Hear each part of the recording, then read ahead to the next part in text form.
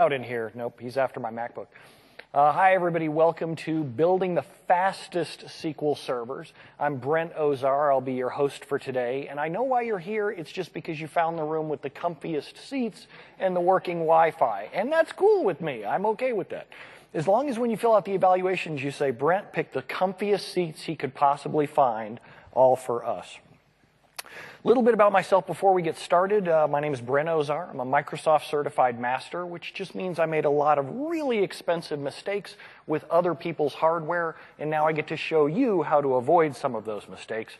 I'm on Twitter, and you can also email me, brento@brentozar.com. If you come up with any questions out of here today, feel free to drop me a line. The reason that people come and present at conferences like this is because they want to help people. I know when I used to be the attendee, I used to think, oh, I can never email that big fancy presenter. I'm a moron, so it's totally okay to email me. I will not make you look bad. We're going to start out by talking about building the very fastest SQL servers. This is not about building the cheapest SQL servers. I know there are people who say, well, I want to do virtualization, or I want to pack lots of instances on one specific SQL server. I want to get away with SATA drives in RAID 5. That's cool, but this is not that session. This is about building the very fastest SQL servers. And some of the things I'm going to talk about doing are expensive, like Microsoft SQL Server Enterprise Edition, but I'm going to explain why it's worth it, among other things. Now, I don't know about you, but over in America, we call our very fastest cars SS, and you know what the SS stands for. It's SQL Server. Come on, not that other thing, no. When I built SQL servers, when I was a database administrator a long time ago last week, when I would build database servers, I thought that I was putting all this careful work in. I would try and exactly measure all of the software that was involved, how many queries were involved, whether or not they used an index to try and figure out exactly how many IOPS I would need. And then I would pour through sites like AnandTech or Tom's Hardware to try and find exactly the right processor that matched my workloads and what kind of memory and what kind of RAID type.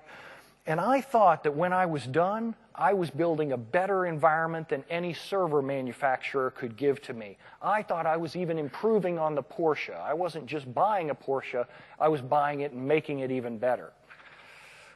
I was wrong. What I was really doing was haphazardly measuring just a few perfmon counters, trying to take a wild, crazy guess, and I thought I'd measure things like disk queue length that really don't mean anything at all. And I found out later, after I would go live without testing, that the users would complain because the software wasn't any faster and SQL Server wasn't any faster. And most of that was because I wasn't really doing quite as good of a job as I'd hoped. So today, we're going to be talking about doing things a little bit differently. The way that Microsoft builds SQL servers. I don't work for Microsoft. A lot of people who attend TechEd believe that everybody who presents here works for Microsoft. Don't ask me to add anything to the code. Don't ask me to give you a discount. They don't listen to me either. I'm just like you. Although there may be people like people who work for Microsoft in here, but Microsoft doesn't listen to their own employees either. This is why I won't get invited back. But the cool thing is that they really review thousands of SQL Server databases. They look at thousands of database applications out there. Teams like the SQL Cat team send rock stars on site to exactly measure different applications. They work closely with hardware vendors because Microsoft wants to beat the other guy. They want to beat that database server that starts with O and I don't know what it rhymes with. But they want to beat them by doing it cheaper and faster. And so they build a lot of tricky specs to maximize throughput, and we're going to steal their hard work. We're going to go look at their reference architecture and figure out how to build those same SQL servers ourselves. I like the way Microsoft and its partners do it, and it's awesome, and I'll show you why, but they're not the only ones who can do that. We can do that as well. So what we're going to do today is we're going to start out by defining the two most common application uses in databases, and I'm going to explain why those two are different. I'm going to explain what you need to buy for each one of those patterns if you intend on making it blazing fast. Then we're going to recognize server designs that we can reuse for ourselves and learn how to test whether we're actually doing better or worse than we thought we were doing. We're going to start with common SQL Server use patterns. I know when I define these two, some of you may have a truly different use pattern. Come talk to me afterwards. But most of the time it boils down to two. OLTP is online transactional processing. People are constantly doing very small inserts, updates, and deletes throughout the day. This is things like websites, SharePoint, accounting software. And it's stored in a lot of different tables with all kinds of intricate relationships. And these are hard to query because we look and we write these big, long spaghetti queries with dozens or hundreds of joins in between them. The other kind of use pattern out there is data warehousing. Data warehousing, on the other hand, tends to be less numbers of tables, and we only load them overnight. We have these overnight inserts, updates, and deletes that may take a long time, and then when our users query them, they want to keep all of the history in the data warehouse, all of it. They start out saying, well, we only need 5 years worth of history in the data warehouse. And you know what happens after the 5th year. They say, well, we don't really want to delete it. Let's keep 1 more year. How bad is it? I go down to vendors all the time and buy a new hard drive for $200. Why do you mean you can't store a little extra in your database server? And at the same time, they won't buy us good equipment for our laptops, though, will they? No. So the two ways, or the ways to really tell which one you have, because sometimes it gets a little blurry, is to listen to what the users want. In the top one, everybody wants their queries instantly. There is no half a second is good enough. There is no 3 seconds is good enough. They want it to happen immediately. Whereas in data warehouses, where we've got years of history, users kind of understand that, well, it's okay if the report takes 15 seconds or 30 seconds to run. I just don't want it to take 20 minutes, which is what it takes now. And the way that we build hardware for these is fundamentally different. Because if I'm going to get a query to finish in less than a second, I can't hit storage. If I'm going to get a query to finish in, say, 30 seconds, I can afford to fetch data out of storage. But if I've got a really small database or a database where I need OLTP, we're going to talk about the right hardware for each of those patterns. I'm going to show you the world's simplest diagram for SQL Server. This is the whole thing with bad illustration talents. This is why I'm not an artist or anything even remotely creative, although I make funny jokes when I present. There's really only 4 things involved here. There's our end user who asks for a whole lot of data. There's our CPUs who are either going to get it from drives or they're going to get it from memory. Now, if I have a 50 gig table, I am not saying a database for this. I'm going to keep it really simple. Remember our 4 blocks. And I'm going to pretend that my whole database just has 1 table. If that 1 table is 50 gigs, I need to be able to cache the whole thing in memory at any given time. I can do that here with 64 gigs of RAM. I can do that pretty easily. SQL Server Standard Edition is capped at 64 gigs of memory. So anything beyond that, I'm going to have to hit disk. This means if I have a small table, and I say small is 50 gigs, I can afford to cache absolutely everything in memory. I don't ever need to hit disk except when I write to the transaction log or when I update data. But let's talk about what that means. In order to pull off the instant queries, we know that we're going to have to cache all of the data in memory. But in order to get instant simultaneous inserts, updates, and deletes, I need a really fast log file because every insert, update, and delete is written to the log before it's committed, before you get that nice message back saying your changes were made. Now, that means that usually I want to go with solid state drives in a RAID 10 in order to get the fastest logged activity. I know that there's a lot of advice out on the web that says you should put all of your transaction logs on RAID 10 no matter what.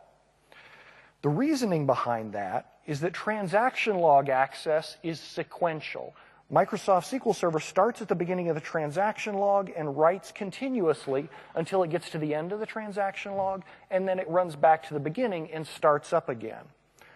Hard drives are really fast at sequential operations. So if I put all of the sequential operations on one set of drives, they'll be blazing fast. But how many of you only have one database on your server? It's not a lot of us. We have a lot of databases on our servers, a lot of transaction log files. That's not sequential, because all of your databases are being accessed all the time, inserted, updated, and deleted. It turns into random operations. I will spare you from me dancing across this stage, but imagine, if you will, that I was jumping around between different log files. And sure, I'm stepping forward the whole time, but I'm having to jump around back and forth to different places. The old advice about putting all your logs on RAID 10 on a dedicated array doesn't work when you have multiple databases involved. It doesn't produce as much of a speed impact. If you really want the ultimate speed out of your OLTP databases, they have to be on solid state for the transaction logs. Because solid state doesn't have the impact of magnetic drives on rotational, or on random access. You know those spinning hard drives, they have a little head moving around inside of them. That's why they're slow with random access. With solid state access, they can write anywhere at any given time. When you're trying to improve the performance of an OLTP database, I want the logs on solid state. And if you're dealing with locking issues, which is something that I don't cover in this, but the best feature for you is SQL Server's read committed snapshot isolation. What this does is every time your database needs to make a write of a record, you're going to insert, update, or delete a record, SQL Server makes a copy of the old record in TempDB. So as I'm making all of these changes in my live data file, I'm logging all of the old records to TempDB. If someone does a big, long query, and they do it with no lock because they think it makes it magically faster, they do it with no lock and they're reading the whole table, but then whenever they hit a point where they see that there's a row that's newer than when their query started, SQL Server automatically fetches it from TempDB, which means my locking problems go away for the most part, even if I don't use no lock. Because as someone's reading through the table, as they see a record that someone has open in a transaction, they can just grab the old version out of TempDB. But there's a catch. Now, all of a sudden, your TempDB is slower. You thought your TempDB was bad. Now, TempDB is like a public toilet. You have no idea what dirty things are going on in there from all kinds of people. It was bad enough when we had those dirty programmers who were writing all kinds of temp table stuff. Then SQL Server's using it for spills. SQL Server's using it for sorting indexes. Now it's going to use it for read committed snapshot isolation too. So I'm usually going to want blazing fast TempDB for that as well. Notice what I didn't say. I asked for all this money. I asked for these fast solid-state drives in a RAID 10. I asked for fast TempDB data files. I did not ask for blazing fast data files because I'm caching my data in memory. I do have to write it. SQL Server's going to do checkpoints. SQL's going to flush those dirty pages out to disk, but they're not holding back my transactions. My inserts, updates, and deletes are committed as soon as they hit the transaction log, not when they hit the data file. So if I have to save a little money, here's where I'm going to save it. And also, I didn't say this earlier, but feel free to raise questions and ask. I thought I saw somebody raising their hand back there. I think you're crazy. No, it's too early for that question. So what does that hardware look like? This is a great example. This is Stack Overflow's taking a picture of their brand new database servers. They're one of my favorite clients because they really, truly get the fast performance thing. 720 gigs of RAM waiting to be installed into 2 SQL servers. And I know what you're thinking. That's crazy. Only .coms have that kind of money.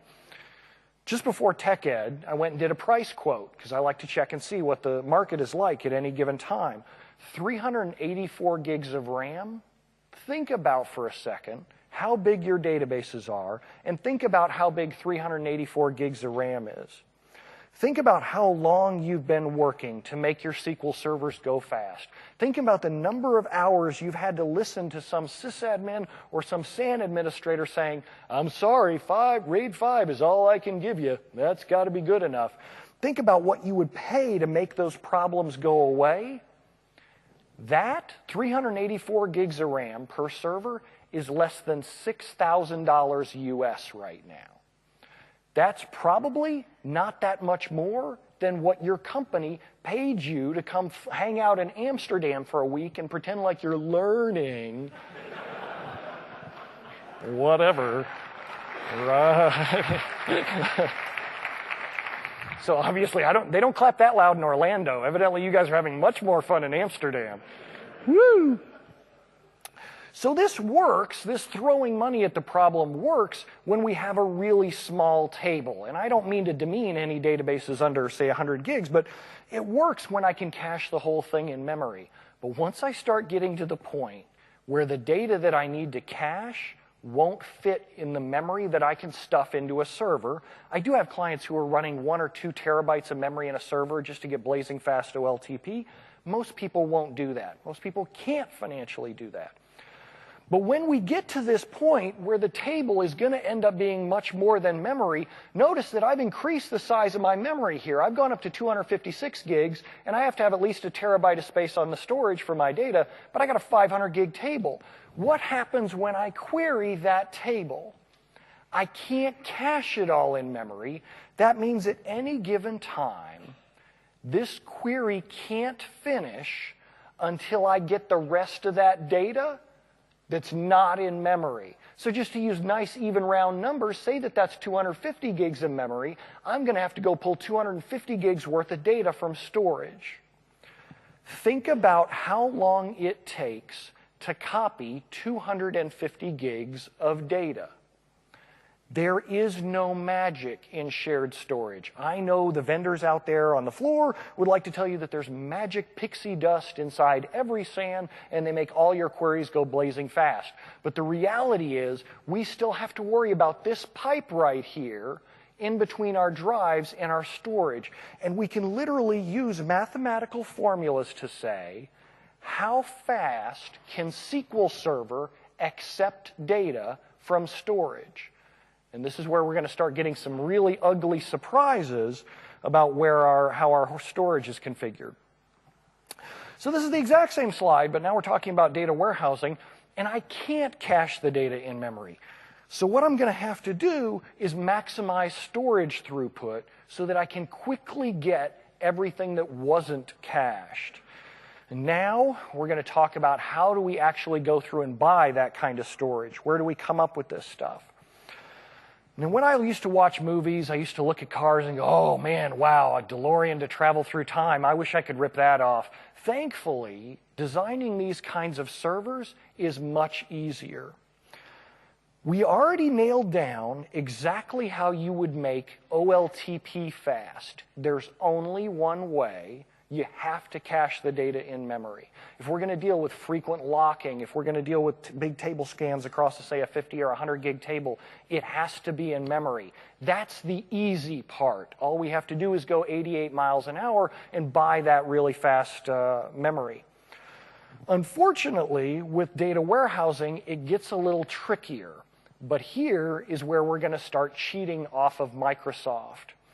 Microsoft's fast-track data warehouse reference architecture is probably the best document I've ever read out of Microsoft. Or as I like to say to other people, it's the best document you've never read. How many people have read through this in detail? You people are in the wrong place. You need to leave. You're too smart already. You got all your brains, or come up here and teach with me. And I use the phrase teach lightly.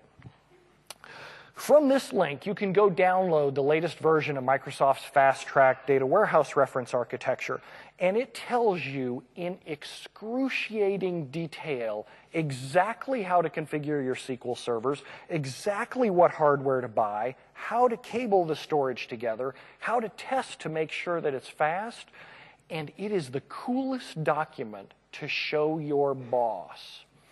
Because you can say to your boss and the SAN administrator, this is what Microsoft says we should have for performance. Here is the sad trombone version that we actually have today. We're going to spin through this. I should say first. So this is a sample framework really destined for vendors. It's not really written for us. It's for Microsoft's partners like Dell, HP, IBM, Siemens, Bull, to go through and build the storage, build the servers, and build the network infrastructure. We're going to use it by ripping it off. We're going to read right through it, and we're going to figure out how to build these servers for ourselves. And my favorite picture out of this document, I'm going to jump out and show you the document here in a second, boils down to this: the holistic component architecture. Boy, you know marketing wrote that, right? No database administrator in their right mind wrote that. And it's really the fancy version of the 4-box chart that I showed you earlier. Here's SQL Server, which is running on our CPUs. This is our host storage adapter, also known as a host bus adapter. This is our storage switch infrastructure, the fancy pixie dust magic SAN, and the disk arrays that are behind it. We're going to have to measure how fast this can get data, how fast this can deliver data, and how fast this can provide data. And the awesome part is the vendors already did that for you. So we're going to go take a look at one now. And so there's a bunch of different ones out there. All of the major hardware vendors run them. Dell, HP, IBM, all give these away for free, and they describe how to configure their solutions, but you're going to use it to how to figure out whether or not your solution is configured correctly. Dell reference configuration, they make them for all of the different makes and models, whether you have a 2-CPU server, 4-CPU server. Yes, people actually deploy data warehouses on just 2 CPUs. If you were, I'm not going to make you raise your hand because everybody thinks you've got lots of money because you're here in Amsterdam, but how many of you would actually, well, we'll come back to that. How many of you think SQL Server Enterprise Edition is expensive by the core? Yeah, see? Well, you're going to be surprised because this thing will handle a lot more storage throughput than you would expect. So it starts out by talking about how you configure the hardware, how you configure Windows, how you configure SQL Server, and then how you benchmark it. And it's beautifully detailed, and I mean beautifully detailed, down to how you configure where you plug each cable in the storage. I try not to throw people under the bus, but your SAN administrator is probably doing this wrong. And I say that because I was a SAN administrator and I was doing it wrong until I saw how this works. They're doing things like cross-connecting the storage so that for every host bus adapter in the server, our server's going across the top, just 2 CPUs. And yet, even though he's only got 2 CPUs, 2 Xeons, he has 2 dual-port HBAs connected to him. If you ask your SAN administrator how much throughput you have to your SAN, I bet it's a lot less than this. And you have to configure it, connect it to different zones on the switch. We have to connect it across different backplanes in the storage array, because all of this matters for performance. I'm going to go down a little further. It tells you exactly how to configure every HBA. You know, you often ask things like queue depth or HBA queue depth. What's the right HBA queue depth? Normally, the answer is the default, but not for things like Fast Track Data Warehouse Reference Architectures. It explains what you need to buy, and it even goes down into showing you how to configure the storage. Something on that screen should scare you, because it used to scare me as a database administrator. RAID 5? What? Well, remember in data warehouses, it's often about getting the most throughput for reads. RAID 5 is actually very fast for reads. It's not so good at very quick, very small writes. But remember, if we're going to do very quick, very small writes, that's OLTP. That's a different design pattern. For data warehouses, this is the fastest way to do large table scans, unless you're made of money, and I'll show you a document for that here in a second. So it tells you exactly how to configure those, and it tells you how to configure SQL Server, which trace flags you should use, which startup switches that you should use in order to get the best performance, things like tempdb configurations, how you do your mount points. And then as we get further down, so this is the version of, see, I'm not the only one who steals from Microsoft. They stole from Microsoft too. This is actually a ripoff of Microsoft's document. And they laid it out the same way. The thing on this side over here, we have the server. How fast can this server consume data? And then in the middle, the switch network architecture, and on this side, the storage itself. But the interesting stuff is this right here. How fast can each of these consume and provide data? Those numbers are awesome. A Xeon, pair of Xeons can consume 3,168 megabytes per second. If you've done any storage testing with stuff like SQL I/O or Crystal Disk Mark, which we'll talk about later, maybe you're getting 200 or 300 or 400 megabytes per second. Meanwhile, your SQL server's going, come on already, I got things to do, places to go. And this is why SQL Server seems so expensive at first. We bought too many cores. We went and bought this big 4-socket machine with 10 cores apiece because we wanted to have the biggest box on the block. And the real thing that's holding us back in data warehouse is usually storage. So the reason that they call it a holistic architecture is they balance these three things. They say 3,168 megs a second is how much we can consume. The switch network, if I scroll down a little bit, shows how fast the switch network can provide data. Here's why we have to have 2 of these dual port HBAs. Each one of them is only able to saturate about 1,500, 1,600 megabytes per second. And then for each of our RAID disk groups, they're each able to pull off about 1,500 megabytes per second. So it's about knowing all 3 of those numbers. There's a really good set of calculations inside Microsoft's Fast Track Data Warehouse Reference Architecture, easy for me to say. There's a really good set of calculations in there that will tell you what your maximum consumption rate is, which is how fast you can actually consume data. I know you're lazy because, again, you're here in Amsterdam for a conference rather than reading books on your own. So I'm going to give you the easy number that I use whenever I'm picking maximum consumption rate. Just start with 200 megabytes per second per core. Now, I'm not dealing with hyper-threading here. That's an excellent discussion in and of itself. But really, if I've got a 20-core system, 200 megabytes per second times 20 cores, I need to be able to saturate 4,000 megabytes per second through storage. And most of us can't do that because we didn't put this much thought and work into our architecture. So let's look at something just a little bit different. I told you I had one for people with all kinds of money. And HP builds small and large versions of this data warehouse reference architecture, but I like this one. Those of you who are hardware geeks probably already recognize what kind of server this is, but we'll go down a little further.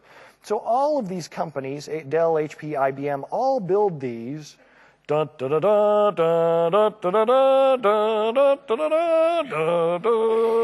Oh my gosh! You shouldn't be buying one of these servers unless you do this part.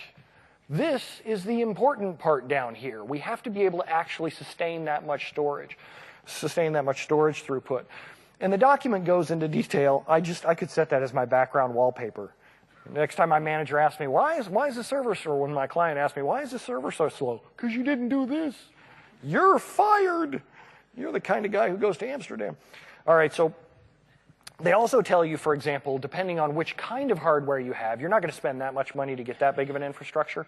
But, it's time for me to appear at the Ask the Expert session, as if I'm an expert. So depending on what model you have, they have detailed specs for this, and they release it every time there's a new version of SQL Server. There are already 2012 guides for this out, as well as 2008 R2. And it shows you, this is what I really love, if I have a data warehouse this big, then this is what I need to buy. It really comes down to just that simple. If I do everything exactly the way I'm supposed to do in the manuals, I can sustain enough throughput to make this worthwhile. And what you don't see is memory. You don't see memory on this slide because memory doesn't matter when the data is too big to be cached in memory. It'll help a little, but the real problem, remember, is I've got to be able to scan the rest of the table as fast as possible. People who buy these systems are happy. I don't know anybody who's implemented stuff like this and hasn't been happy with the performance. I didn't say they were happy with the check they wrote, but they were happy with performance. And I also want to say for a second, so often as a database administrator before I became a SAN admin, I really thought that I had to keep shoveling money into disks. I kept thinking that the real answer was this column right here. I would keep shoving more and more drives in. Oh yes, solid state, give them all to me, let's go. Not understanding that very often it was the connection between these. It was the connection between SQL Server and its storage. So we'll go down a little further here. Shows you how to configure the LUNs. Same difference here, maximum consumption rate. Dun, dun, dun, dun, dun. That's why you need so many disks when you go with a server this big. And that's why all the connectivity really matters in between your server and your storage. This is why I don't talk about virtualization in this session. I like virtualization. I like it a lot. I've been doing SQL Server under virtualization for years. But it doesn't do a very good job of providing this kind of bandwidth out of the box. You have to do a lot of tuning in order to make this work. Companies who buy virtualization tend to be the kind of companies who buy 1 gig iSCSI or 2 gig fiber channel. And that doesn't come even anywhere close to be able to sustain all of this. Just a quick glance down, it shows you exactly how to configure your database, how many files per file group that you need, because this stuff matters. If I have a whole bunch of RAID arrays sitting over here, and I have a whole bunch of CPU cores over here, they can't just use one pipe to get to all of the data on the other side. They don't use just one cable, even if it's 10 gig iSCSI. 10 gig won't get us that throughput that we were looking at earlier. We're going to have to divide and conquer. We're going to have several cables. That's why these specs ask for dual port host bus adapters. They want lots of cables going between the server and its storage. But the sad part is just because I add more cables between these doesn't mean anything gets faster. If you hook up 10 Ethernet cables to your desktop machine, you don't get 10 times as fast internet. That's not how this works. Traffic will generally just come down 1 per drive letter. So if you've got a 1 terabyte database and all of the data is in just one file and you're not happy with performance, this is often the issue. We usually have to break those up into multiple files, not because of anything that SQL Server needs. SQL Server doesn't need to break it out, but the SAN does. The storage needs to be able to pass that traffic back across multiple channels. And then, oh man, I wish I had the money to afford something like this. So 15,000 megabytes per second. That'll make quick work of your table scans. Things about max degree of parallelism. So notice we often wonder, how do we set max stop? What are the right numbers? What does CX packet matter? It actually tends to influence storage as well. So these vendors will tell you what your max stop needs to be for each type of SQL server that you have. Queue depth settings, there you go, tells you exactly. This is a change from the default setting of 32. How do you lay out your LUNs? Dun, dun, dun, dun, dun, dun, dun, dun, dun, dun, dun, dun. Love that thing. Man, that's awesome. And then how to do multipathing. One of the other things that they say inside that doc is how we test all of this. Because now that we go into all this detail of finding out how much CPU power we have and how slow our storage is and how do we get data between these two, well, typically we're going to have to go and look at how fast our CPUs are. And I mean, you've already got the link to those documents to find that out. The important part is that these three are all balanced. So whatever my CPUs can consume, I need to be able to deliver that much storage throughput. SQL Server does a lot more than you think. So if you're not happy with storage throughput, you can use these numbers to help convince your boss as well as what's in the white paper. Here's the other end of that scale, which is how fast all these disks can shove data down through the pipe to the CPUs on the other end of that link. This is a poster that Kendra Little did. You can download from brentozar.com/posters. And it shows the popular interface methods between us and our storage. I really hope you're not using USB. But I will tell you a story. When you test with some of these tools that I'm going to show you in a second, I had one client that I went and tested their storage, and I was so frustrated. I said, look, I'm going to do you a favor. Here's a USB thumb drive. I'm going to double your capacity for throughput right now. Just go plug this in and start putting your SQL Server data on it. They didn't fire me either. It was amazing. Well, they didn't fire me for that.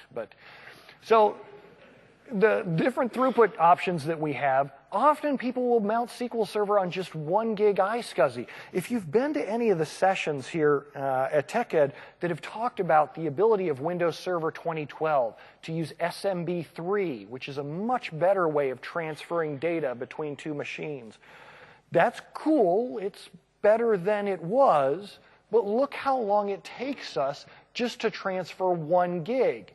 8 seconds is a theoretical max. So even if I put in multiple network cards into there, I am waiting for a long time to scan a terabyte. Whereas if I go all the way down to 10 gig iSCSI, 800 milliseconds per gigabyte. Woohoo! That's what I'm talking about. So now we need to figure out how fast our storage actually pulls this off. And this is my favorite tool for this, Crystal Disk Mark, and we're going to talk about how you get it. Notice we were talking about 200 megabytes per core. Look at those numbers. This is for the whole storage piece. Now, I'm going to explain these numbers from top to bottom. I'm going to talk about how to run this, but I'm going to talk about what the numbers mean. The first row is sequential. These are long, sustained operations, all in a row, start to finish. That is not the SQL Server transaction log file, because you're probably not shoving that much data through it continuously. But what it is backups, index maintenance, DBCCs, update statistics, these long, or of course, table scans, when our users do a select star with no where clause and no index, because that's how they roll. So that is really the number that I'm worried about for maximum consumption rate for the CPUs. So this server would do a really good, this storage would do a really good job of keeping 1 or 2 cores busy.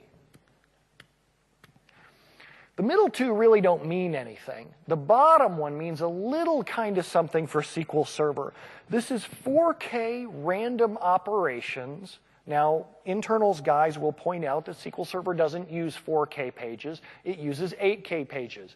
That's cool. I've got a tool for that too. This is just the easy button for testing, and it's kind of close.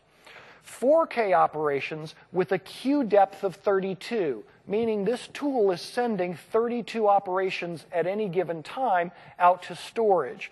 And they're all over the place in the testing file. This is more like OLTP servers that are jumping around from database to database. Notice the difference in sequential and random operations down here. This is typical for magnetic drives, rotational hard drives. They're really good at sequential, but boy, do they suck at random. Your SAN administrator will say, that's okay, the SAN has a cache. The SAN has its own memory that will cache whatever you need, so even if you're jumping around, we'll probably keep it in cache. Not really, and here's why. SQL Server already has its own cache. It's the buffer pool. Let's say that we've got a really small SQL Server. Man, my perspective has changed since being a consultant. Let's say you've got 32 gigs of RAM in your server. That doesn't sound like much, but it's more than the SAN has. Your SAN will typically only allocate 1 or 2 or 4 gigs of memory per server for caching. If your SQL Server is asking for something that's not in its memory, because you've already got 32 gigs of memory, you're probably using 24 or 28 gigs of that memory for caching. If it's not in here, it's not going to be in the SAN's cache either, because your databases are probably much larger than the SAN's cache. So rotational hard drives, kind of sad story there, but new solid state drives. This is a screenshot of just one vendor. There's several vendors out there that do it. I think there's one on the expo floor here. Fusion.io, OCZ, RamSan. There's several companies that do this. The newest one that's shown up there, the OCZ Z drive, R4, does 2,000 megabytes per second, sustained reads, writes, random, sequential. Anything you want to throw at it, 2,000 megabytes per second. And it's relatively cheap. I mean, it's about the same cost as 380 gigs of memory, and the thing starts at 800 gigs of storage space, goes all the way up to 3 terabytes worth of storage space. And Fusion.io has a similar story there too. This is why solid state drives are really changing the game. It's not that your SAN really sucked. We just never configured it right or bought enough drives to begin with anyway. And it's usually cheaper to get the megabytes per second that we need out of this instead of going to shared storage. So how fast is our hardware really capable of going? We're going to have to test our own hardware. And the way that you test a car is that you put it on a dyno. You drive a car up to a mechanic, you hit the gas, and you hope the thing doesn't launch off the ramp. I love watching those YouTube videos of these guys with these cars and boom, right off the ramp. With Windows, we can do just as much damage. And I need to tell you a little cautionary tale first before you do this. Any of the storage testing tools that I'm going to show you can take the SAN down. Not just your part of the SAN, but the entire shared storage infrastructure, anyone else who is storing this data in the same place that you are. In a perfect world, you would run these tools before anybody gets onto the shared storage. In a perfect world, we would also be able to go to Amsterdam and learn things at a technical conference. Well, it kind of is a perfect world, come to think of it. So what you'll see out there is a lot of guidelines saying don't do this on a live production server. I will agree you should not do this on a live SQL server that's production because you own those SQL servers. But if you've got somebody else that you don't particularly like that you're sharing the storage with, or if you really never liked the SAN admin to begin with either, what you could do is run this tool, see if it makes the SAN fall over, and then when he comes in screaming, say, well, all I was doing was running a little program. Are you telling me that a program can take our SAN down? That doesn't sound safe. Maybe you should check into that. I don't think I should have SQL Server on that SAN. Because I've done this, and this does reboot some storage controllers. So in order to get started with it, you're going to download this for free from brentozar.com/go/CDM. I didn't write it. I just use my own link shorteners because, you know, link shorteners I can't trust out on the web. The way that we're going to configure it, I'm actually going to switch over and show you live with this. Switch over into my friend VMware here. I didn't say that. I mean my friend Windows. So I've already downloaded it, and it's just an exe that you can install and what you can do is just save it on a network share. You don't even have to install it on a live server. Just save it on a network share. There's a portable edition. When you go to the download page for this also, it's going to be in Japanese. That's okay. That's where the guys who wrote it are from. They're really smart. That's how those guys work. They make great cars. So I'm going to, not that you German people either don't. Man, I love your cars too, as evidenced by I just can't afford them. Man, you got to cut me a break.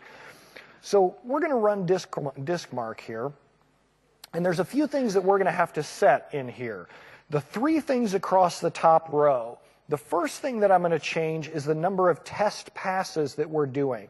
Because I'm sort of in a rush, but not really, because I haven't asked the experts thing coming, I'm only going to do 1 pass. But if you were doing this on your own storage, you would do, say, 5 or 9 passes, because you want repeatable numbers. These numbers can jump up and down as you're measuring them. The second number that we're going to look at is the size of our test file. I'm going to pick the largest test file that this thing allows me to pick, 4,000 megabytes, and then the drive that I want to test. And of course, notice that you need to have enough free space on your drive in order to do the test. It's not too stupid, not too smart there. So we'll go ahead and hit, in order to make this quicker, I'm going to do, say, 1,000 megabytes, and I'm going to click the All button. Now, as it runs, you will see the results come in, and you're going to be able to compare this to whatever's in Microsoft's test guidelines for their fast-track data warehouse reference architecture. 200 megabytes per second is what I want to see per core that you have. We'll wait a second and let this guy start up. Any questions so far, now that I'm waiting on this for a minute? Yes, go ahead. Mm-hmm. This is a great question. So what if you have a SAN with multiple host bus adapters and multiple drive letters across there? Just like the fast track reference architecture recommended you have multiple drives. This is only the easy button for testing, and it only works really for 1 drive at a time. The next tool I'll show you, you can start multiple instances of it. SQL I/O, so you can start multiple instances testing simultaneously. This also doesn't work with mount points. Notice I had a drive letter drop down, but it doesn't let me pick specific folders. So if you're using mount points, you're going to have to test those separately. You also want to test every drive letter that you get, because drive letters, even though they have the same size or they're on the same SAN, can be completely different under the hood. So this thing goes on. Any other questions before I go on? No? Oh, yes. Oh, didn't see it. Gotcha in the lights there.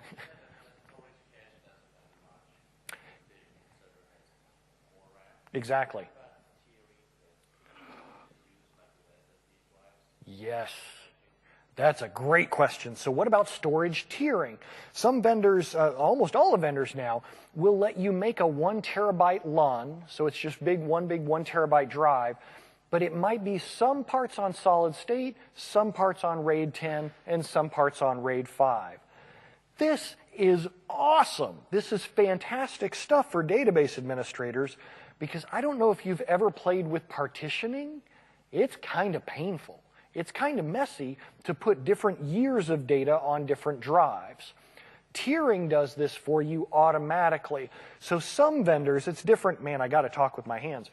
So some vendors will do it differently. Some vendors will move the whole drive between different parts of storage, like the whole drive goes between solid state and magnetic or RAID 5. Other vendors will do it on a block by block basis.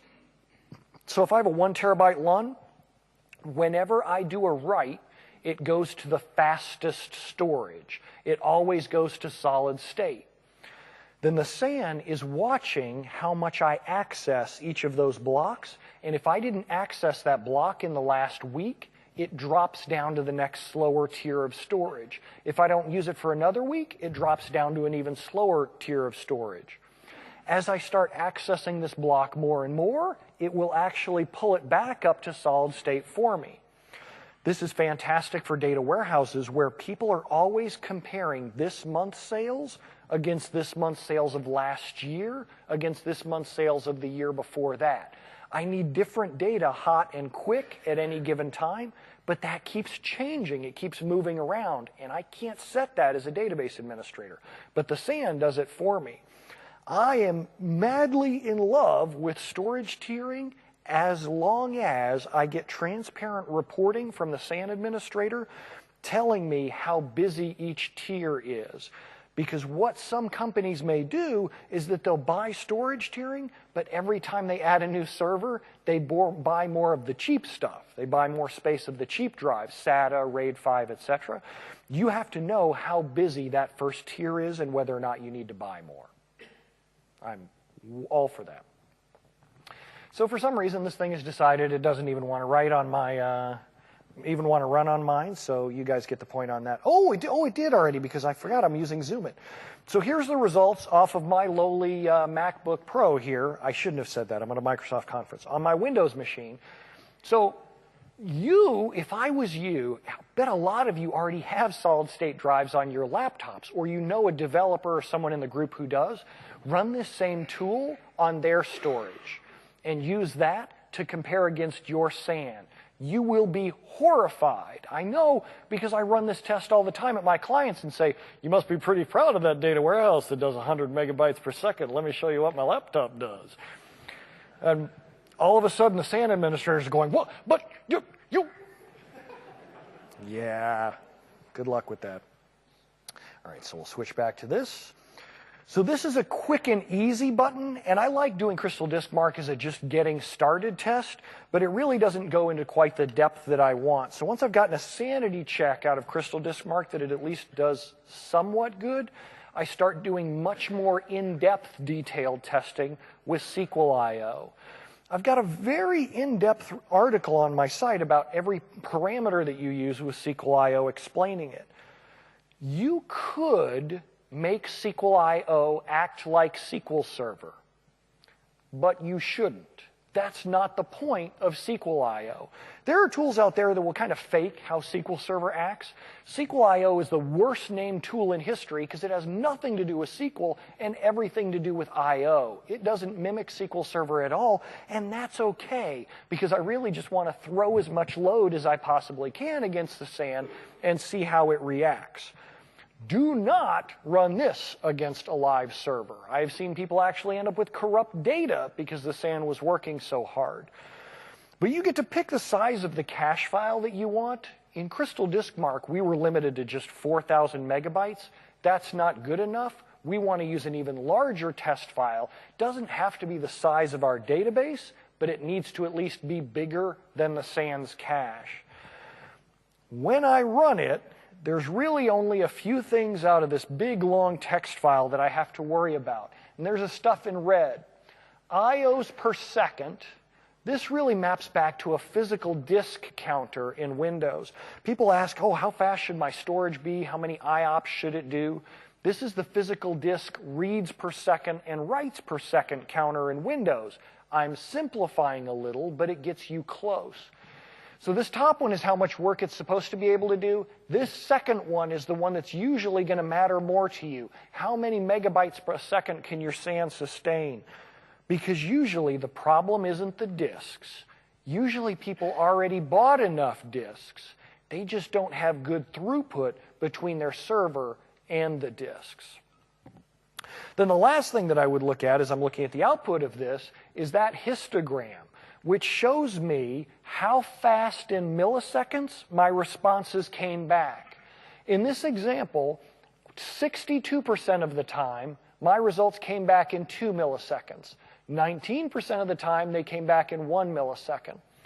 The way that your results are going to look is that they're all going to be over here, or they're all going to be over here.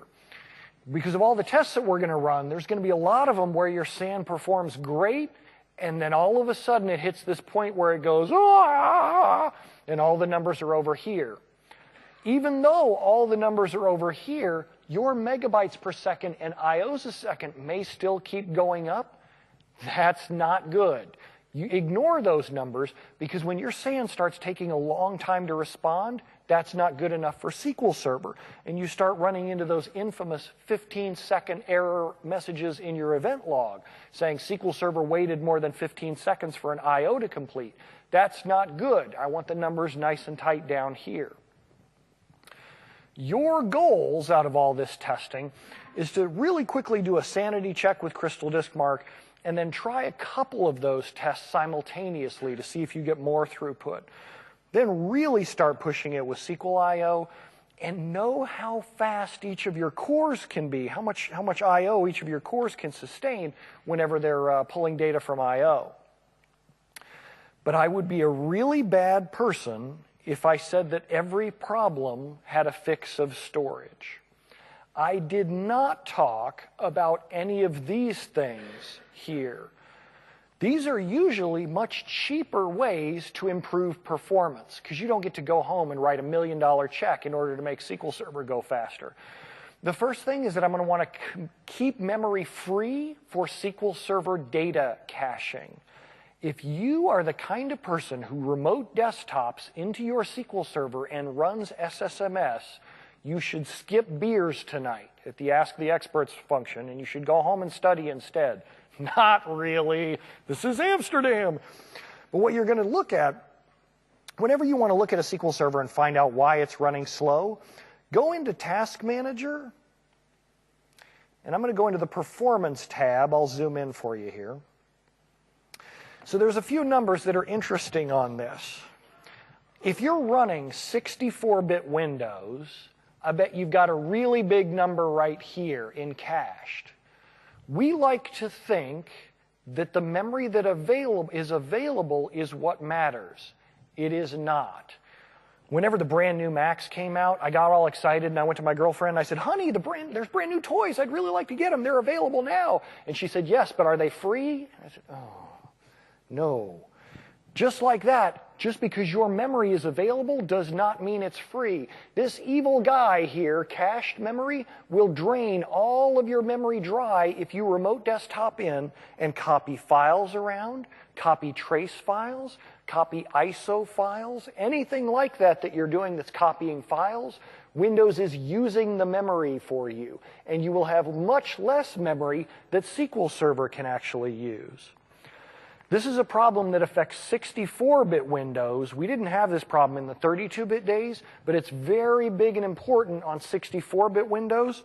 How do you free this up? Well, Mark Rasinovich, excellent presenter here at the show, has a utility that it can help you with that from sysinternals. But unfortunately, the one most people do for fixing is reboot the server. Yeah. But I'm going to tell you why, even though that's a bad idea, you might consider starting to do it. If you're the kind of person who has active-passive clusters, or even just multi-instance clusters, you might have one instance that's not doing anything. It's been sitting idle for weeks or months. And you remote desktop in there every now and then because it's the passive node. That doesn't hurt anything, right? And we do things from that node. If you go into that node and you look at the cache number, it's insane. I have screenshots of clients with 64, 128 gigs of memory that is all used by the cache because Windows will use all available memory in order to do this caching.